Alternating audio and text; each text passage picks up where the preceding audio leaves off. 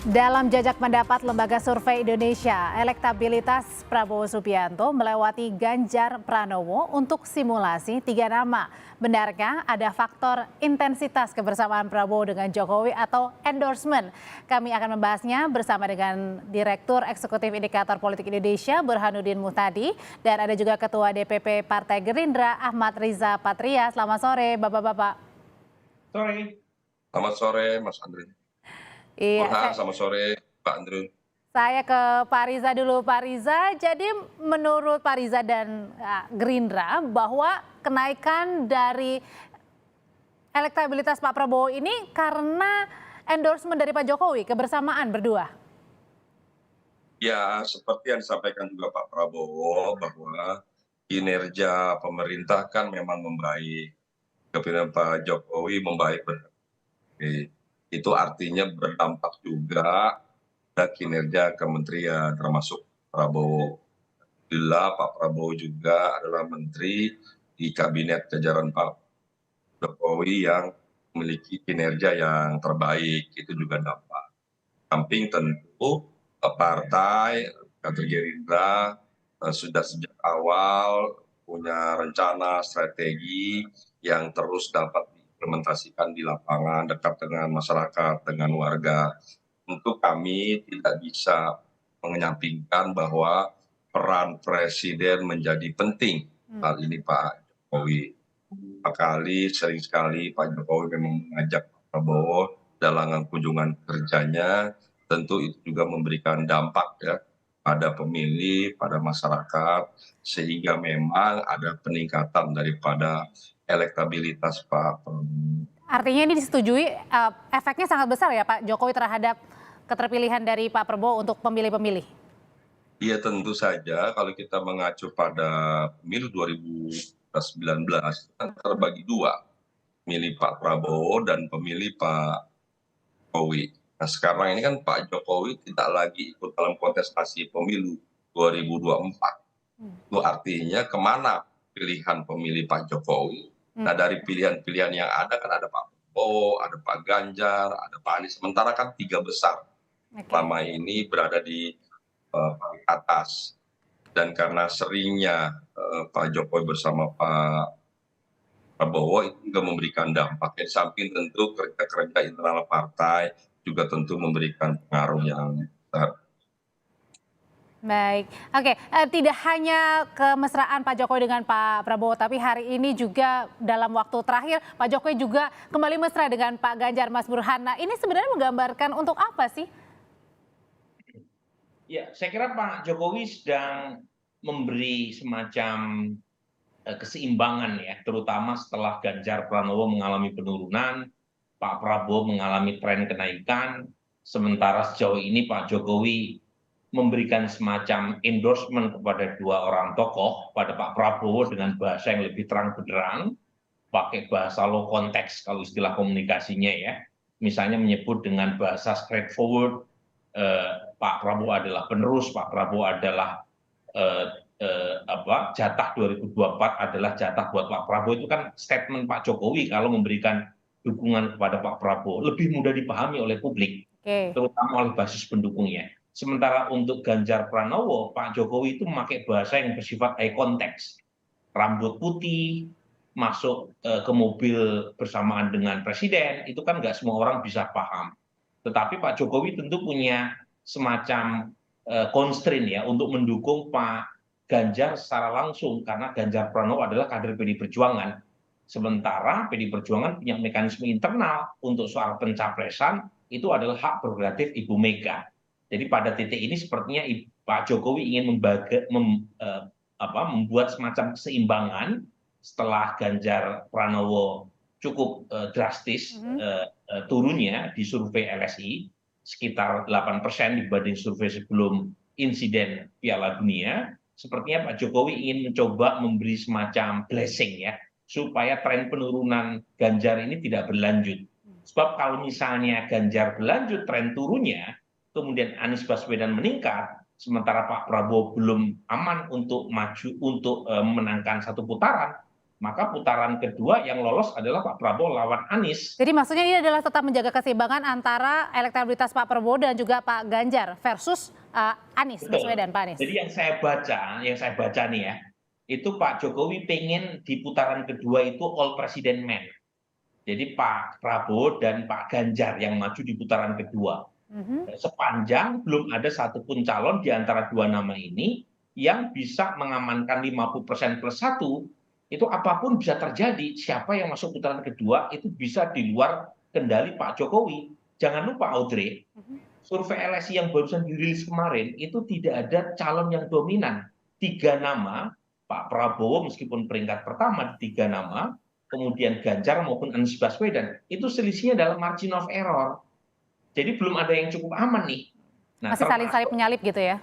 Itu persis. Nah, karenanya Pak Jokowi dalam situasi yang kurang aman begini, itu ingin memberi blessing-nya kepada 2 orang.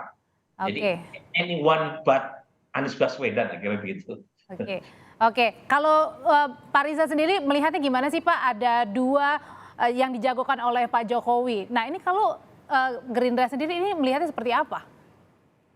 Ya tentu kami memahami ya, di sisi lain memang ada calon Ganjar yang kader partai PDIP dan juga dari PDIP, sekalipun PDIP Ibu Megawati belum memutuskan, ini masih menjadi apakah nanti PDIP akan mengusung Ganjar atau tidak, ini juga masih itu biarlah menjadi mekanisme internal PDIP, atau mungkin PDIP ingin mengusung Mbak Puan. Saya kira Ketua DPR yang sudah mempunyai kekuatan yang besar ya, bahkan yang besar, PDIP kita hormati. Bagi kami, kami fokus pada kerja-kerja internal Partai Gerindra sesuai dengan kesepakatan di Rapimnas. Kami sudah Prabowo sebagai capres.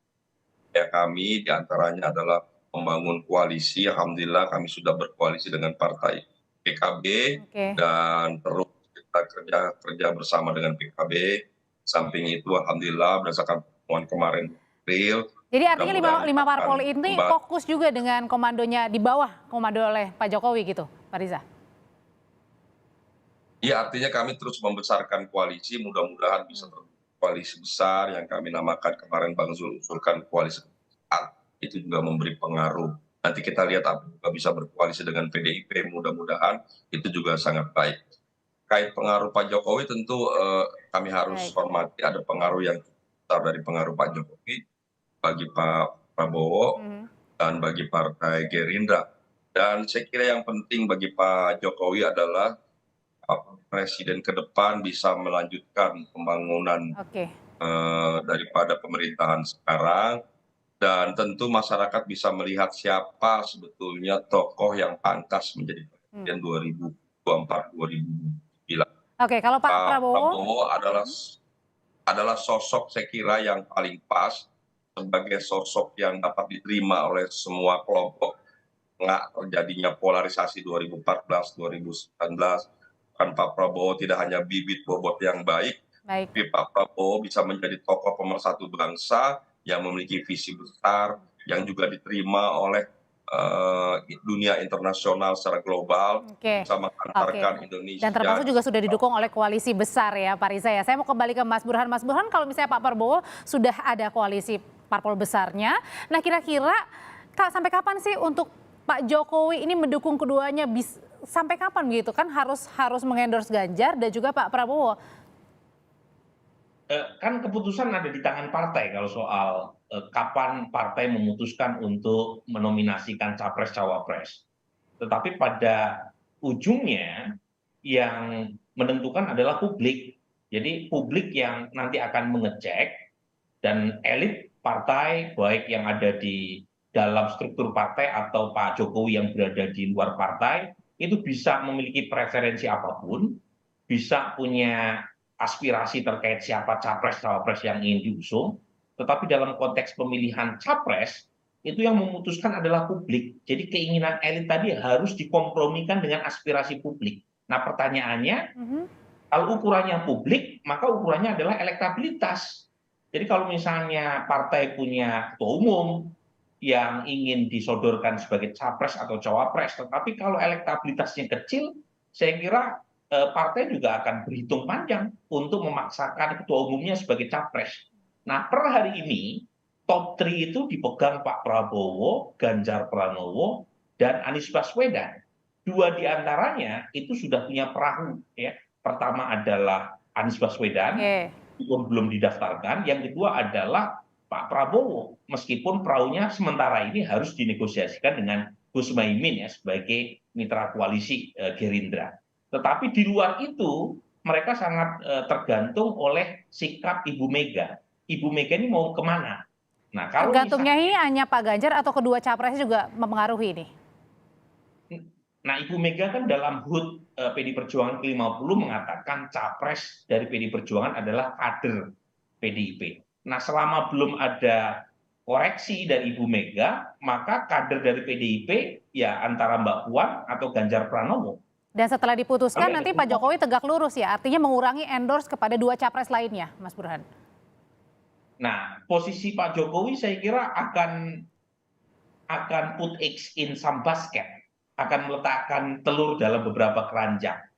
Di satu sisi dia tidak bisa mengabaikan fakta sebagai kader PDI Perjuangan, tapi di sisi lain kalau misalnya PDI Perjuangan mengusulkan capres yang kurang kompetitif, ya Pak Jokowi pasti akan mencari capres yang lebih potensial menang.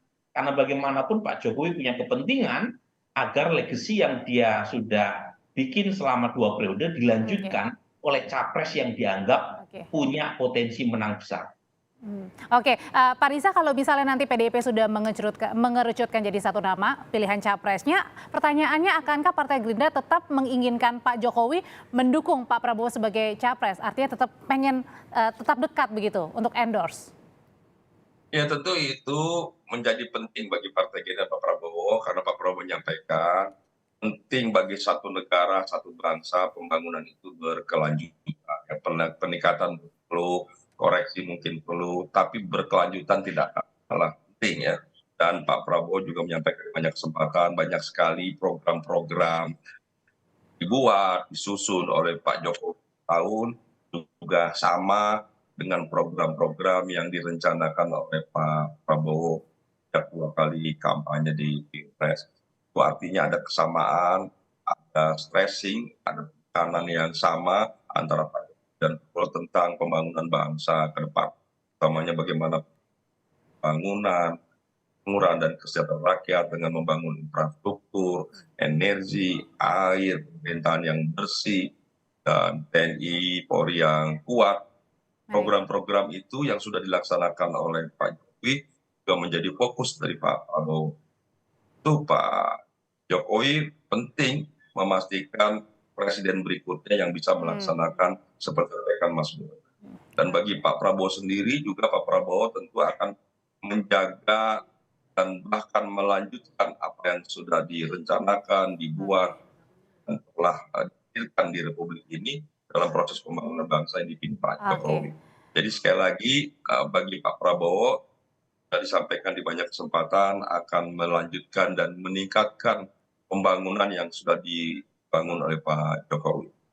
Untuk penegasan aja nih Mas Burhan, artinya Pak Jokowi tetap mendukung antara keduanya ya, antara Pak Ganjar atau Pak Prabowo, atau mungkin jangan ada kuda hitam gitu ya, ada siapa yang disiapkan gitu untuk di endorse Jokowi? Sepertinya kalau tidak ada mukjizat yang luar biasa, sulit ya calon yang muncul keluar dari 3 nama yang berada di top 3 survei. Karena menaikkan elektabilitas seorang capres itu tidak mudah, Audrey. Jadi kalau ada kuda hitamnya sepertinya udah kita telisik sejak survei pasca 2019. Semua nama diuji. Jadi sepertinya sulit untuk memunculkan nama baru kecuali ada kejadian luar biasa yang membuat konstelasi elektoral di tingkat bawah berubah total. Nah, 3 nama ini relatif sudah teruji. Kalau istilah surveinya itu pilihannya itu udah sticky. Apalagi semakin sempit juga ya waktunya kan ya? Karena waktunya udah makin mepet juga. Lah 3 nama aja udah ada pergeseran nih ya setelah ada insiden Piala Dunia kemarin. Jadi kita sepertinya sulit membayangkan muncul nama baru di luar dari 3 nama ini. Nah, 3 nama ini kan tidak semuanya punya kadar kedekatan dengan presiden. Makanya pilihannya mengerucut antara Pak Prabowo atau Ganjar Pranowo. Dugaan saya presiden mengendorse dua-duanya dengan kadar endorsement yang berbeda-beda. Baik, terima kasih Mas Burhanuddin Muhtadi, terima kasih Pak Ahmad Riza Patria sudah berbagi pandangan mengenai elektabilitas ketiga capres. Sehat selalu.